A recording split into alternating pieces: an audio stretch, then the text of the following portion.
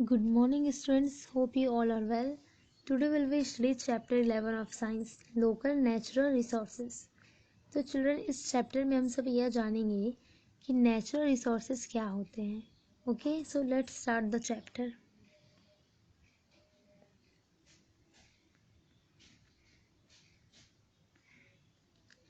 All living things, non-living things, the events and all other things that are all around us is the part of environment. तो हम सभी जहाँ रहते हैं, हम लोगों के जो चारों ओर जितने भी थिंग्स होते हैं, चाहे वो लिविंग थिंग्स हो या नॉन लिविंग थिंग्स हो, जितनी भी चीज़ होते हैं वो सब हमारे इन्वायरमेंट का ही पार्ट होता है. ठीक है. Human being is also a part of this environment. और जिस तरह हम जानते हैं इन्वायरमेंट में लिविंग थिंग्स भी होते हैं और ह्यूमन बीइंग जो है वो लिविंग थिंग्स के अंडर ही आता है. इसलिए ह्यूमन बीइंग भी क्या है, इंसान भी क्या होते हैं, इन्वायरमेंट का एक हिस्सा ही होता है. Our life depends on the availability of those things which are needed by us in the environment. और ये जो चीज़ें होते हैं हमारे सराउंडिंग में, हमारा जो लाइफ होता है इन पर ही डिपेंड करता है और इन चीज़ों का हम सभी यूज़ करते हैं जो हमारे लिए बहुत ज़्यादा ज़रूरी होता है. The things that are necessary to complete our needs are called our local natural resources. तो ऐसी चीज़ें जो हमारे नीड्स को, जो हमारे रिक्वायरमेंट को पूरे करने के लिए ज़रूरी होते हैं, तो उन्हें क्या कहा जाता है, local natural resources. The things that are necessary to complete our needs are called our local natural resources. These are of two types. और ये जो होते हैं वो टू टाइप्स के होते हैं, इनएग्जॉस्टिबल नेचुरल रिसोर्सेज और एग्जॉस्टिबल नेचुरल रिसोर्सेज. ओके, तो हम सभी पहले पढ़ेंगे कि इनएग्जॉस्टिबल नेचुरल रिसोर्सेज क्या होते हैं. These natural resources are likely to be never finished as air, water and solar energy. तो इनएग्जॉस्टिबल नेचुरल रिसोर्सेज ऐसे रिसोर्सेज होते हैं जो कभी ख़त्म नहीं हो सकते हैं. ठीक है. ये जो रिसोर्सेज होते हैं ह्यूमन एक्टिविटी के दौरान भी ख़त्म नहीं हो सकते हैं और ये जो होते हैं हमारे नेचर में अच्छी क्वांटिटी में मौजूद होते हैं जो कभी ख़त्म नहीं हो सकते हैं. For example air, water and solar energy. Air जो है वो जब तक लाइफ है अर्थ पे तब तक वो मौजूद रहेगा ही. ये जो है कभी भी ख़त्म नहीं हो सकता. इसलिए एयर, वाटर, सोलर एनर्जी जो है वो इनएग्जॉस्टिबल नेचुरल रिसोर्सेज है. Air. The air all around us is called atmosphere. तो हमारे चारों ओर जो एयर का एक लेयर होता है, ठीक है, हमारे चारों ओर जो एयर होती है उसे क्या कहा जाता है, atmosphere. All of us need this air. Air is a mixture of many gases like oxygen and nitrogen. Man and animals need air to breathe. तो एयर जो है वो हम सब के लिए बहुत ही इम्पोर्टेंट होता है और एयर में कई गैसें होती है. एयर जो है बहुत सारे गैसों का एक मिक्सचर है जिसमें ऑक्सीजन, नाइट्रोजन, कार्बन डाइऑक्साइड और कई गैसें होती है. और इनमें जो ऑक्सीजन गैस है ये हमारे लिए सबसे ज़्यादा इम्पॉर्टेंट है क्योंकि जितने भी लिविंग थिंग्स हैं, मैन, एनिमल्स, जितने भी लिविंग थिंग्स हैं, सभी को ब्रीथ करने के लिए ऑक्सीजन गैस की ज़रूरत होती है. ओके, इसलिए एयर जो है एक इम्पॉर्टेंट रिसोर्स है हम सब के लिए. Water. About 71% of the earth is covered with water. The main source of water is rain. The rain causes because of water cycle. और अर्थ का जो 71% पार्ट है वो वाटर से ही कवर्ड है. ठीक है. 71% जो पार्ट है वो वाटर है और जो रेस्ट परसेंट है वो लैंड है. और रेन वाटर का जो मेन सोर्स है वो रेन है, मतलब बारिश है. ठीक है. The rain causes because of water cycle. और जो बारिश होती है, जो वर्षा होती है, वो वाटर साइकिल के कारण ही होती है. तो ये वाटर साइकिल क्या होता है, आप सभी देखते होंगे अपने आसपास कई नदियाँ होती है, तालाब होते हैं. ठीक है. रिवर्स, पॉन्ड जो होते हैं, सीज होते हैं. तो इनमें जो पानी होता है ये सनलाइट के कारण, जब इन पर सनलाइट पड़ती है तो यह गर्म हो जाती है. ठीक है. और ये जो गर्म होती है तो वेपर में चली जाती है, मतलब भाप में बदल जाती है. और ये जो गर्म होने पर और ये जो भाप है वो ऊपर उठती है. ठीक है. और ऊपर में ये जब ठंडे हो जाते हैं तो वापस ये बूंद के रूप में धरती पर बरसती है. तो इस तरह जो होता है ये जो साइकिल है ये चलता रहता है और इसी के कारण बारिश होती है. ओके.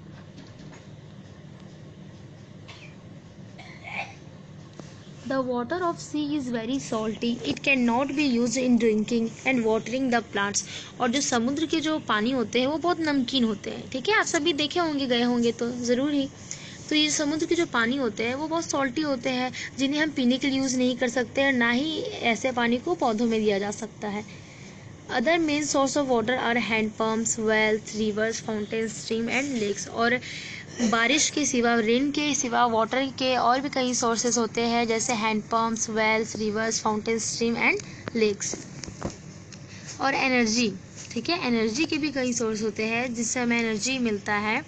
सोलर एनर्जी के सिवा भी कई एनर्जी होते हैं, से कई चीज़ों से हम एनर्जी प्राप्त कर सकते हैं, जैसे ओशन एनर्जी। ओशन एनर्जी किसे बोलते हैं? ओशन के जो टाइड्स होते हैं, ठीक है, टाइड से हम एनर्जी प्राप्त करते हैं तो उसे ओशन एनर्जी कहा जाता है। इसी तरह जो हवाओं से जो एनर्जी प्राप्त किया जाता है उसे विंड एनर्जी कहते हैं। Geothermal energy, geothermal energy means जो एनर्जी भूमि से, ज़मीन से प्राप्त किया जाता है तो उसे जियोथर्मल एनर्जी कहा जाता है। Uses of water. We need water for drinking, bathing, cleaning and cooking. Water helps us to grow plants. जैसा हम सभी जानते हैं हमारे डेली लाइफ में वाटर का हम सभी कितना यूज़ करते हैं, ठीक है। Without water life would be impossible. Water हम सभी पीने के लिए यूज़ करते हैं, खाना बनाने के लिए यूज़ करते हैं, नहाने के लिए यूज़ करते हैं, साफ़ सफाई के लिए यूज़ करते हैं। यहाँ तक कि प्लांट्स के लिए तो वाटर सबसे ज़्यादा इम्पोर्टेंट होता है, क्योंकि प्लांट्स के ग्रो करने के लिए उनमें पानी देना बहुत ज़्यादा ज़रूरी होता है। So water help us to grow plants.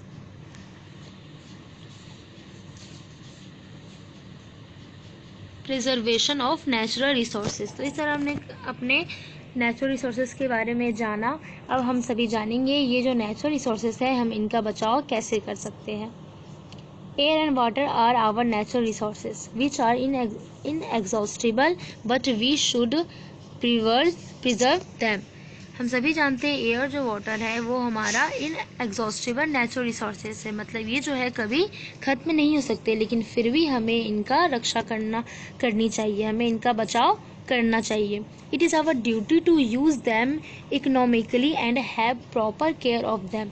क्योंकि ये हमारा कर्तव्य है, ये हमारी ड्यूटी है कि हम एयर, वाटर, ये जितने भी नेचुरल रिसोर्सेज होते हैं उनका जितनी मात्रा में ज़रूरत हो उतने ही यूज़ करें और उनका अच्छी तरीके से ध्यान रखें। The best way to preserve oxygen is to grow plants. और ऑक्सीजन को प्रिजर्व करने के लिए, उसे बचाने के लिए हमें क्या करना चाहिए? हमें प्लांट्स को ग्रो करना चाहिए, क्योंकि प्लांट्स जो होते हैं, प्लांट से ही हमें ऑक्सीजन मिलता है। प्लांट्स फोटोसिंथेसिस प्रोसेस के दौरान ऑक्सीजन को रिलीज़ करते हैं, ठीक है, जिससे हमें ऑक्सीजन मिलता है और जितने भी लिविंग ऑर्गेनिजम्स होते हैं वो सांस ले सकते हैं। And the best use to preserve water is to save even single drop of water. और वाटर को प्रिजर्व करने के लिए, उससे बचाने के लिए हमें वाटर के एक एक बूंद को सेव करना चाहिए, मतलब जितनी ज़रूरत हो उतनी ही मात्रा में हमें पानी का यूज़ करना चाहिए।